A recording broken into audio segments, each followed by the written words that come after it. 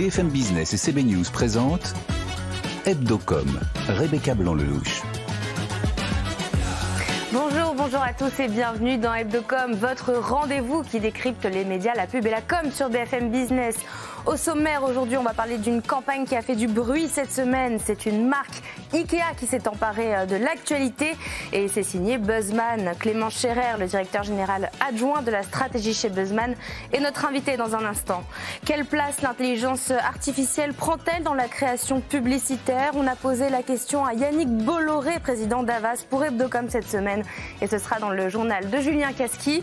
Et puis, notre question de cette semaine, elle est simple. Que pensez-vous d'Elon Musk? Quid de son image auprès des Français? Harris Interactive a réalisé ce sondage pour BFM Business et pour Tilder. Voilà le programme. Hebdocom, ça commence tout de suite. BFM Business, Hebdocom, l'invité média. Comme chaque semaine en plateau avec nous, Frédéric Roy, rédacteur en chef de CB News. Bonjour. Bonjour Rebecca. Aujourd'hui, on va parler casserole, le nouvel accessoire indispensable pour manifester contre la réforme des retraites. Alors pour ceux qui seraient passés à côté depuis plusieurs jours, de plus en plus de Français ont trouvé ce nouveau moyen pour manifester leur mécontentement. Des concerts de casseroles ont été organisés dans de nombreuses villes. Les Français frappent dessus pour faire du bruit et pour accabler Emmanuel Macron. Mais ce qui nous intéresse, nous, dans Hebdocom aujourd'hui, ce sont les marques qui en ont profité, qui ont profité de cette colère des Français pour faire leur promo. Et le coup de com' de la semaine, c'est Ikea qui a lancé sa nouvelle pub pour ses casseroles pas chères sur les réseaux avec un slogan: à ce prix-là, ça peut faire du bruit. Campagne signée Buzzman. Clément Scherer, bonjour. Bonjour. Vous êtes directeur général adjoint en charge des stratégies chez Buzzman. Cette affiche a généré 40 articles dans la presse, 3 millions de vues, des dizaines de milliers de likes et des centaines de commentaires. Est-ce que ces casseroles ont fait autant de bruit que vous attendiez ? Elles en ont même fait un peu plus. Quand on émet ce type de tweet pour une marque, on n'est jamais sûr de l'écho que ça va trouver derrière. Et là, on a été servi, donc on est plutôt ravis. Alors, comment l'idée vous est venue? Parce que c'est très Buzzman, mais comment l'idée, celle-ci, vous est venue? Et est-ce que ça a été difficile de convaincre l'annonceur, de convaincre Ikea? L'idée, à vrai dire, quand on est une agence comme la nôtre qui essaye de toujours inscrire ses marques dans l'époque, dans le moment, etc., tous nos créatifs, ils connaissent bien les marques avec lesquelles on travaille et donc ils gambergent un peu en permanence. Ils essayent, quand ils voient des sujets qui émergent, de se dire tiens, peut-être quelque chose à faire. Donc ils sont un peu dans une espèce de veille permanente. Donc il n'y a pas forcément à l'agence quoi que ce soit qui soit prémédité sur ce genre de choses. Là, c'est plus en l'occurrence un créatif qui, au cours d'une discussion avec son directeur de création, s'est rendu compte qu'il y a peut-être un truc à faire, qu'il y a peut-être entre cette actualité autour des casserolades et puis l'offre d'Ikea qui est assez vaste. Il y avait un point où il y avait une correspondance et c'était autour du produit casserole.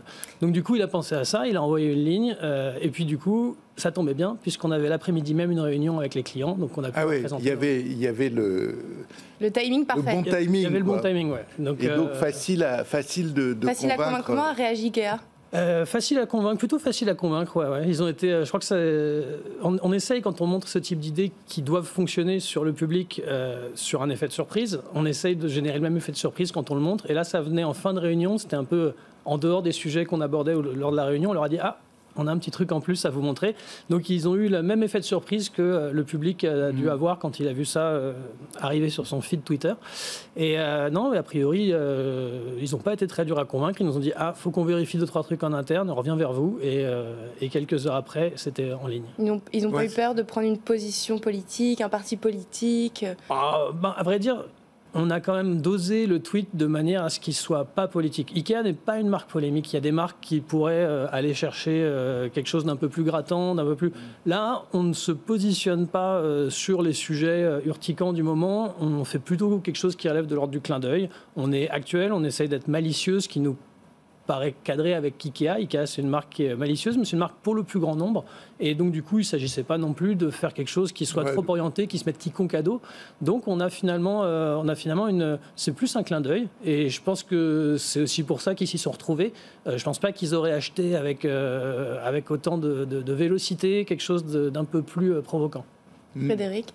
Ça, c'est effectivement, comme disait Rebecca, c'est aussi la marque de fabrique, si on peut dire, de Buzzman, de réagir très vite. Vous disiez que tous les créatifs étaient tout le temps sur le coup. Vous avez ce type de rapport, comment dire, constamment avec vos clients, je veux dire, ça demande...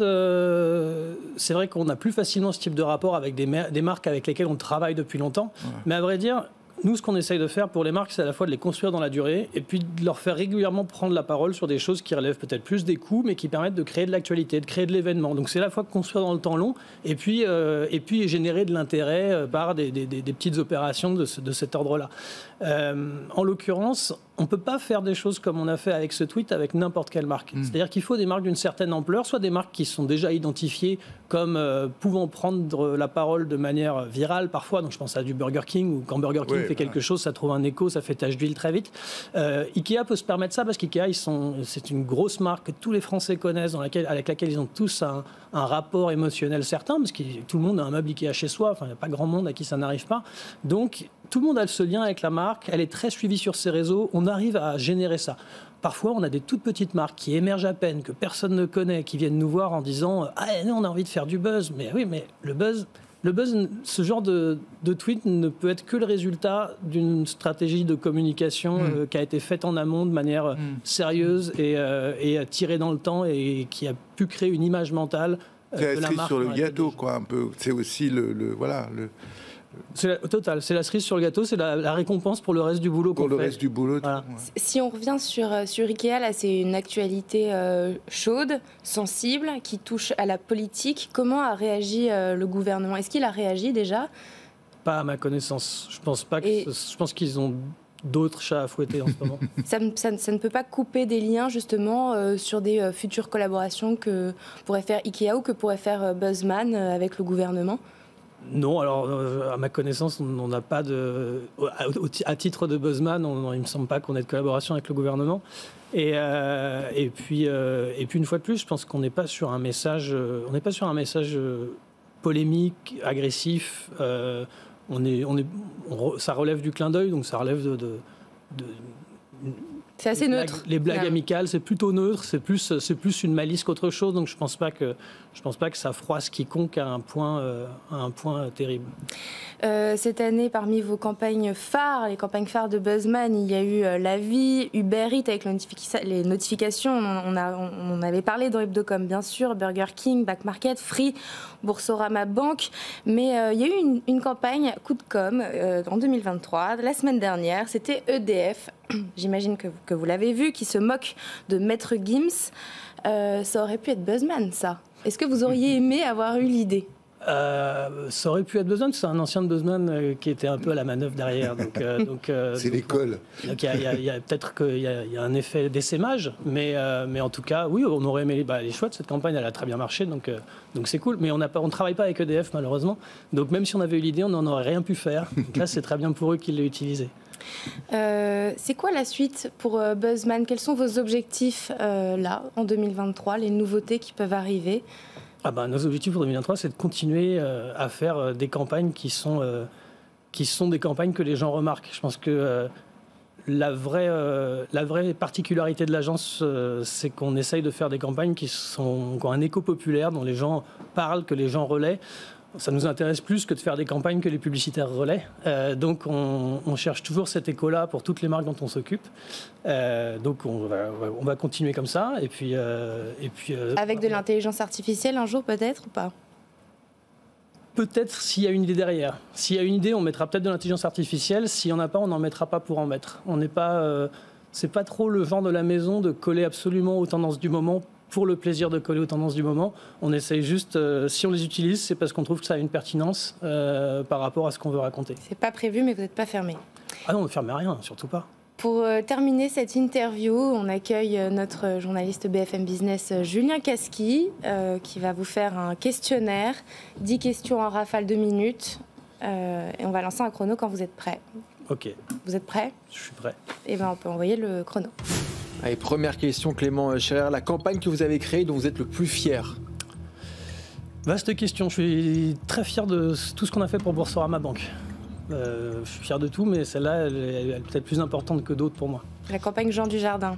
Enfin, toutes les campagnes, enfin, non, ce que j'appelle la campagne, c'est l'intégralité du positionnement qu'on a fait depuis 5-6 ans qu'on travaille avec eux. La campagne que vous avez créée dont vous êtes le moins fier? Alors, je me souviens, je sais plus le nom de la marque, j'ai oublié. Bien joué. Buzzman en un mot.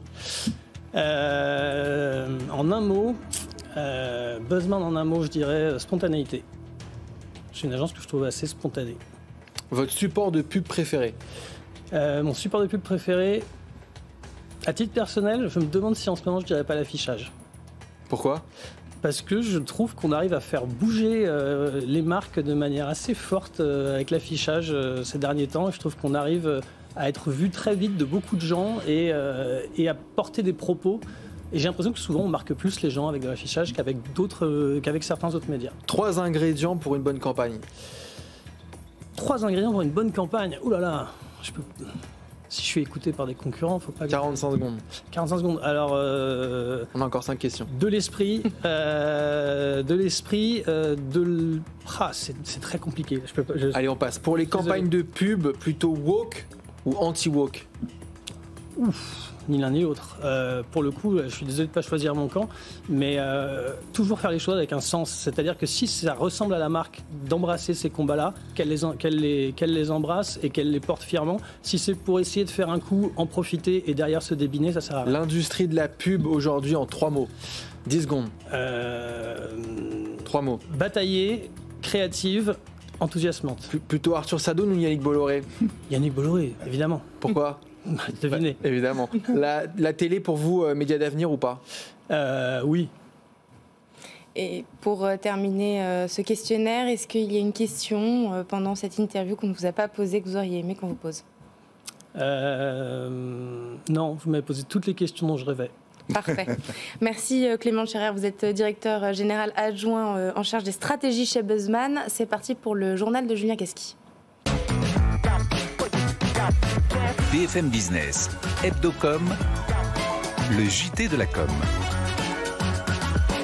La marque de bière américaine Bud est en train de subir un bad buzz avec des conséquences économiques considérables. Plus de 6 milliards d'euros de capitalisation boursière qui se sont tout simplement évaporés. Moins 17% de ventes à la mi-avril par rapport à l'année dernière. La marque est en train de vivre un boycott de la part de ses consommateurs. En cause, son association avec l'influenceuse transgenre Dylan Mulvaney.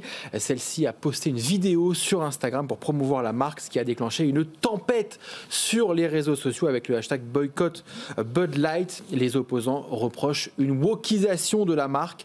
Bud est effectivement une marque très populaire auprès des conservateurs américains. C'est notamment la bière du personnage du dessin animé Homer Simpson, loin de l'univers de l'influenceuse transgenre. C'est peut-être un autre coup de com' cette semaine, Julien. Amazon qui répond à Blanche Gardin. Nous payons notre juste part d'impôts en France et nous offrons un environnement sûr de travail à nos salariés. C'est ce qu'a rétorqué Amazon à l'humoriste qui avait expliqué pourquoi elle ne participerait pas à l'émission LOL sur Amazon Prime. Blanche Gardin reprochait à la firme de ne pas payer ses impôts en France et de maltraiter ses salariés. Avec sa réponse, Amazon a pu rappeler à l'opinion publique son impact économique positif en France, impact qui est au cœur de son plan de communication dans l'Hexagone. Et RTL en a profité pour ressortir sa fameuse campagne Vivre ensemble avec cette fois Blanche Gardin et Jeff Bezos en souriant l'un à l'autre. Daniel Kretinsky est décidément sur tous les fronts selon Challenge. Il est sur les rangs pour acheter Gala. Le magazine devra être vendu pour des raisons de concurrence par sa maison mère Vivendi en cas de rachat de Lagardère. Daniel Kretinsky est déjà propriétaire des titres Elle et Public. Il pourrait débourser une dizaine de millions d'euros. D'autres groupes comme Reward Media ou Le Figaro seraient aussi intéressés. Et Yannick Bolloré, président du directoire de Vivendi et président d'Havas, était justement dans nos locaux cette semaine et on en a profité pour lui poser quelques questions et notamment sur l'intelligence artificielle. Il dit ne pas être inquiet pour la création publicitaire. D'une manière générale, quand une innovation arrive ou même une disruption, quand on parle de ChatGPT tellement c'est fort, il y a deux façons d'aborder la question. Soit vous vous en inquiétez et vous faites tout pour reculer l'échéance, soit vous faites comme chez nous, au sein du groupe Havas et d'une manière générale chez Vivendi, vous embrassez cette innovation, vous l'essayez, vous voyez comment elle peut améliorer la productivité des collaborateurs, le rendu pour nos clients, nos consommateurs. Donc pour nous, c'est plutôt quelque chose d'extrêmement positif qu'on a commencé à beaucoup utiliser. Et il y a une phrase que j'aime beaucoup au sujet de ChatGPT, c'est ChatGPT ne remplacera pas le talent humain, mais les talents qu'utilise ChatGPT remplaceront ceux qui n'utilisent pas. Yannick Bolloré a retrouvé dans la grande interview d'Edwige Chevrillon sur notre site, sur le site de BFM Business en replay. Et comme chaque semaine, on termine ce journal par notre campagne chouchou, par la campagne validée par Hebdocom. Et cette semaine, on a choisi celle du VTC Hitch qui fête ses 10 ans. Et la marque parie sur la banlieue. 80% des clients, des trajets des clients de Hitch sont effectués en banlieue. Et une majorité des chauffeurs de la marque viennent de Saint-Denis. Dans sa campagne de com, Hitch veut donc déconstruire les clichés qui y sont associés. Pauvreté, insécurité, chômage. Et quoi de mieux qu'un bon vieux journaliste de télé pour incarner l'affirmation de ces stéréotypes, alors que la banlieue, c'est aussi ça, c'est-à-dire des images de musique, de travail, de solidarité et de verdure. On parle ce soir de la banlieue, le paysage est sombre, quartier défavorisé, quartier ghetto, quartier pauvre. On les appelle les grands ensembles, on les appelle aussi les villes dortoirs.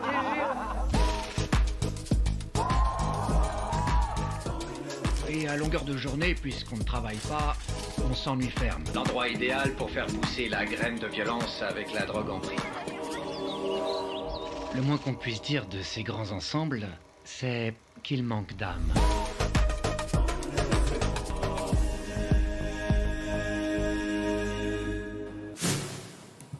Cette campagne a été conçue par BETC et diffusée à partir de cette semaine au cinéma et en digital. Elle marque la première étape d'une séquence de communication qui s'annonce importante pour Hitch. Merci Julien pour ce journal, Frédéric, cette campagne.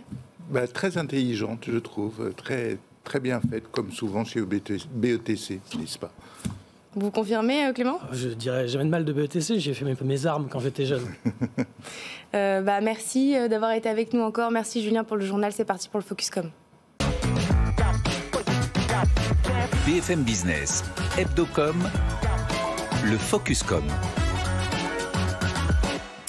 Tesla, SpaceX, intelligence artificielle. Cette semaine, on a voulu savoir ce que pensent réellement les Français de Elon Musk.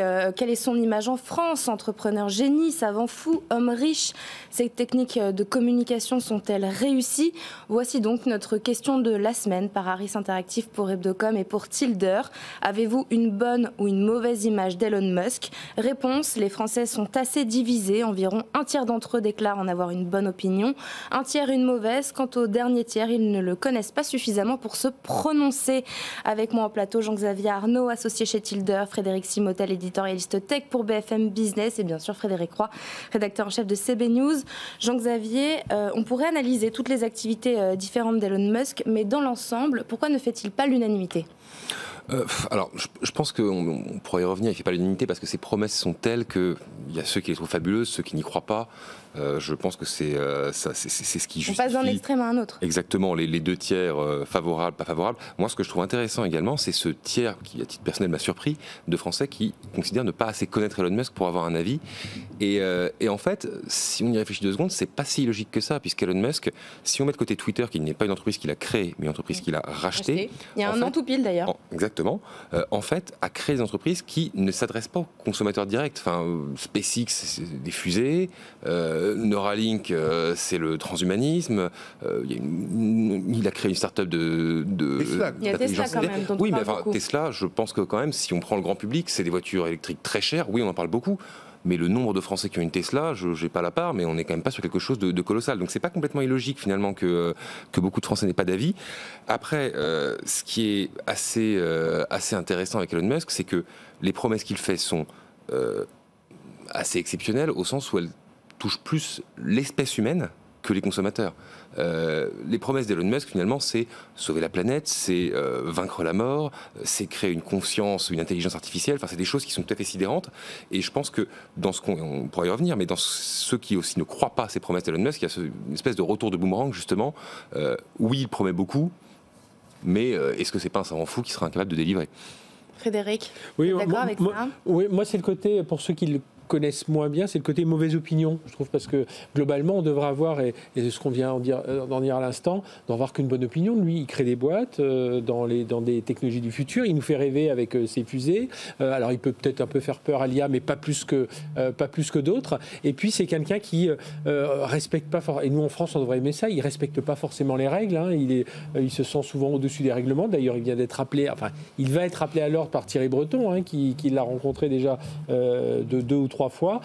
Donc, c'est plus. Moi, ce qui m'étonne, c'est ça, c'est ce côté mauvaise opinion. Je pense, j'aurais pensé que les Français auraient plutôt globalement une bonne opinion de. Il n'y a pas Twitter, sa gestion de Twitter depuis 1 an qui dessert. Parce qu'en réalité, on en entend beaucoup parler depuis 1 an. Bah oui. Mais est-ce que les gens vont regarder de près ce qu'il fait sur Twitter? Non, mais ils en entendent parler. C'est-à-dire qu'ils entendent qu'il vire 3000 personnes, qu'il change d'avis quand même de manière assez spectaculaire sur un certain nombre de choses, qui fait revenir Trump et des gens douteux sur le réseau. Il enlève les badges de certification. Voilà, oui. Mais là, on descend dans un niveau de détail, je trouve, qui m'étonne sur l'ensemble de la population. Et je pense que peut-être aussi sur la mauvaise opinion, et ça nous ramène au sujet communication, il y a aussi une communication qui, pour un dirigeant, en France en tout cas, est extrêmement différente de ce qu'on a en tête. Oui. Un Jeff Bezos, par exemple, si on prend les grands noms de la tech, au fond, a une communication de dirigeant très traditionnelle par rapport à ce que nous, on entend en France.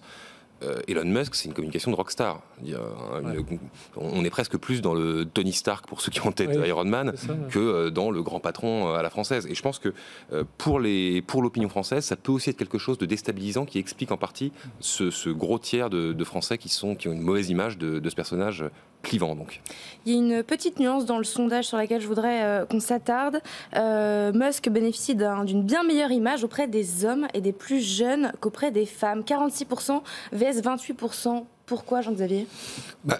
J'imagine en tout cas chez les hommes qu'il y a peut-être une technophilie, on va dire, qui est supérieure dans cette catégorie de la population, qui fait qu'en effet, sur tout ce qui est du domaine du retour de la conquête spatiale et de différentes technologies, il y a un intérêt supérieur qui fait également qu'il y a une opinion plus positive sur ces éléments qui, comme le disait Frédéric, font normalement rêver les gens. Je pense que la conquête spatiale, il y a quelques décennies, faisait rêver les gens. Là, on revient un petit peu là-dedans, et c'est pas étonnant que ce public-là ait une opinion plus positive d'Elon Musk. Si on prend les jeunes, je pense tout simplement qu'on est sur des sujets de modernité auxquels là aussi ils s'intéressent plus. Et quand on parlait tout à l'heure de Twitter, je pense que l'intérêt pour Twitter est surreprésenté dans la partie jeune de la population par rapport au reste de la population. Et donc là aussi, ça explique cette divergence dans l'opinion. Pour terminer, un mot sur l'intelligence artificielle. Elon Musk était quand même à l'initiative de ce moratoire qui voulait ralentir le développement de l'intelligence artificielle. Il s'est ajouté derrière. Et dans la foulée, il est revenu sur sa décision et il a créé sa start-up à lui. On est dans toutes les contradictions d'Elon Musk, puisque au départ, c'est même lui qui est au lancement d'OpenAI, qui est le lancement de ChatGPT. Puis à un moment, comme ça prend une direction moins ouverte que ce qu'il aurait aimé, le Open d'OpenAI avec de la programmation ouverte et tout ça, lui, il s'en dégage, il s'en va. Le moratoire, c'est des chercheurs qui l'ont mis, il s'est raccroché dessus. Et c'est vrai que 15 jours après, il dit non, mais finalement, moi, je suis en train de développer ma propre technologie. Alors, il était pour... En fait, le moratoire, c'était pour freiner la diffusion au grand public de ChatGPT. C'était pas pour freiner les chercheurs à les continuer, mais plutôt que d'avoir une version de ChatGPT qui sort tous les 15 jours, tous les 3 semaines. Qu'ils puissent prendre de l'avance dans la course. Voilà, qui reviennent un peu dans la course. Ouais. Et puis quand même, parce qu'il faut pas oublier ce côté-là, Elon Musk, il y a le côté libertaire et tout ça, mais il voulait pas non plus que cette intelligence artificielle, elle avance trop vite aussi pour que les gens fassent un peu n'importe quoi avec. Merci Frédéric Simotel, vous êtes éditorialiste tech pour BFM Business. Merci Jean-Xavier Arnaud, vous êtes associé chez Tilder. C'est parti pour la chronique de Frédéric Roy, la chronique de CB News. BFM Business, Hebdocom, la chronique média. Frédéric, on poursuit sur le même sujet, on parle d'IA dans la pub. Oui, absolument. Impossible d'éviter ce sujet à la mode, bien sûr. Dans toutes les agences, chez tous les annonceurs, tout le monde se pose la question de savoir ce qu'on peut faire avec cette intelligence artificielle qui promet de changer le monde. On s'en sert pour faire des présentations aux clients, pour tester des idées, pour gagner un peu de temps. Et puis, il y a la tentation de demander à ces outils de générer des images, des campagnes. C'est ce qu'a fait la marque de sous-vêtements Undies avec l'agence indépendante Cowboys. Il s'agit d'une campagne d'affichage pour des maillots de bain. Oui, c'est bientôt la saison. On n'a pas l'impression, mais je vous rassure, on voulait pouvoir en mettre, dont les visuels ont été réalisés réalisé avec Midjourney et Stable Diffusion, qui sont les deux des outils les plus populaires du moment. Et alors, qu'est-ce que l'IA a apporté de plus à cette campagne ? Eh ben, de faire parler d'elle, parce que s'ils avaient fait des photos, on ne serait pas là en train d'en parler. C'est aussi un point de vue économique et peut-être technique. Prendre des maillots de bain sous l'eau en photo est un peu plus compliqué que de le faire naturellement. Et bien sûr, un prompt bien écrit, ça coûte moins cher que beaucoup d'essais, un photographe, des voyages, des mannequins, une piscine, etc. Pas mal. Et pourtant, vous avez aussi un contre-exemple à partager. Celui de la Croix-Rouge française et de son agence Ogilvy, qui montre des images qui pourraient avoir été générées par une IA. Tous les codes y sont, la couleur, la lumière. Sauf que cette gamine sur un vélo d'enfant dans un paysage de guerre, ou ce SDF dormant malaisément sur un banc de métro rouge éclatant, ou cet homme photographié devant un immeuble en ruine, sont des images bien réelles. D'ailleurs, c'est ce que l'affiche confirme en signant. Malheureusement, ces images n'ont pas été générées par une intelligence artificielle. Une superbe manière de nous mettre face à nos contradictions, celle d'un monde où l'intelligence artificielle côtoie une dureté bien réelle. Merci Frédéric Roy, merci à tous de nous avoir suivis. Rendez-vous la semaine prochaine, même heure, même endroit, mais surtout sur toutes nos plateformes et sur nos réseaux sociaux. Très bon week-end sur BFM Business. Hebdocom sur BFM Business.